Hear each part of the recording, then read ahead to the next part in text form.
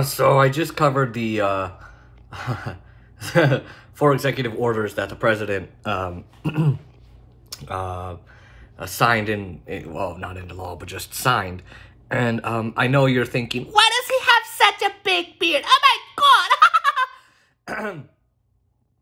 Yes, I'm wondering the same thing. I wonder, as a cookie monster, why he got beard. I need cookie. Anyway, woo! I had to. But I haven't shaved. I'm sorry. Look. You see my AirPods, but woo! Yeah. So the president signed 4 executive orders, and there's a few legal challenges he's absolutely gonna face. And when Trump signed all these executive orders, he said 2 things. Number 1, about unemployment.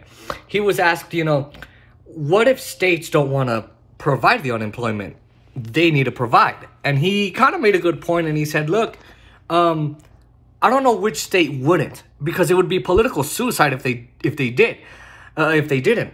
And he's right. I mean, why as a state would you be like, I'd like to not provide you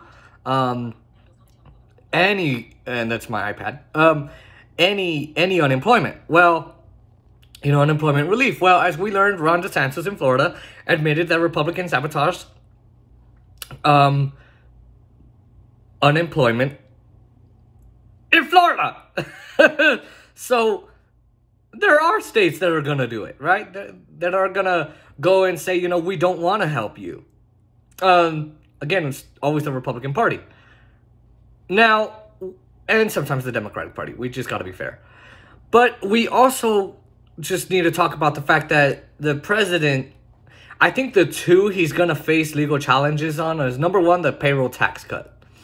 The president himself does not have the power to go in and give you a tax cut. He cannot do that.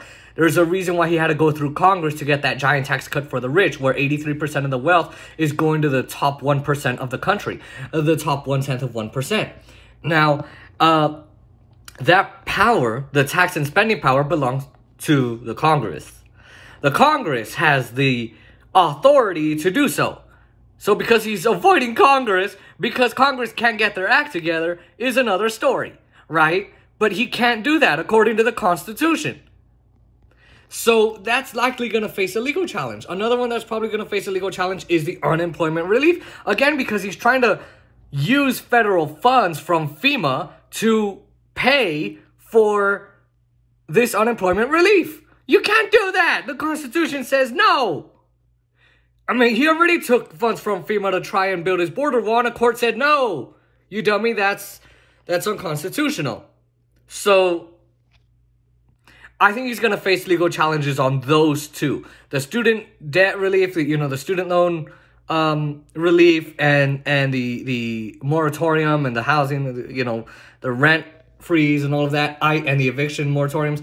I don't really think he's going to face any troubles with those 2 because, again, they're through administrative agencies, as I said in the last video. I don't know that it would be politically savvy to go against him on the unemployment. I think what Congress could do is maybe get off their aces and go over to Washington and pass a law that says, fine, you can do this. But in terms of the tax cuts, yeah, go after him on that, because that's just cutting Social Security, Medicaid, and Medicare. So I know that's what Republicans like Mitt Romney want to do. And I know I have a lot of Republican friends who always say, oh, the left isn't there for us. Yeah, well, the right's about to cut Social Security for people you love. Grandmas, grandpas, aunts, uncles, friends, cousins, everybody, sons and daughters. And the big thing is, I don't mind if they go after him on that. I do, however, mind if they go after him on unemployment, housing, and the student debt thing. I don't think they should. Now, unemployment, they're probably going to go after him on that because, again, he's using powers that the Congress has. So that's why I say, be prepared for legal challenges. I don't think that whoever challenges him, we don't know who it's going to be. Whoever challenges him, better not touch the unemployment one. Because